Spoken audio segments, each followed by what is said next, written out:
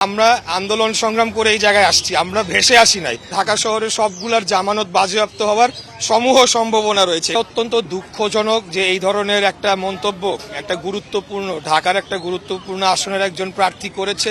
আমি বলবো যে এই কথাগুলো তারা এখন একটা হাস্যরসে পরিণত হয়েছে। এই কথাগুলো তারা বলছে কেবলমাত্র তাদের নেতাকর্মীদের উজ্জীবিত রাখার জন্য।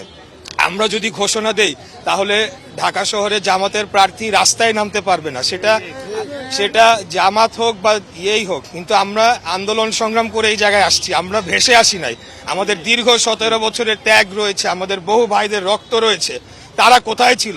তারা তো হঠাৎ করে বের হয়েছে 5 তারিখের পরে, অগাস্টের 24-এর পরে এই গুপ্ত বাহিনী তারা হঠাৎ করে উদয় হয়েছে বেশিরভাগই।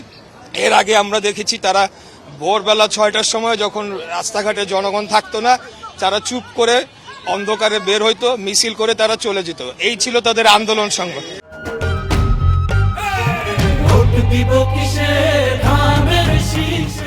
আমরা রাজপথে বুক ফুলিয়ে রক্ত দিয়েছি, আমরা গুলির মুখে দাঁড়িয়ে আমাদেরকে হত্যা করা হচ্ছে 17 বছর যাবৎ, গুম খুনের শিকার হয়েছি। আমরা কোনো সময় পিছু হটে যাই নাই।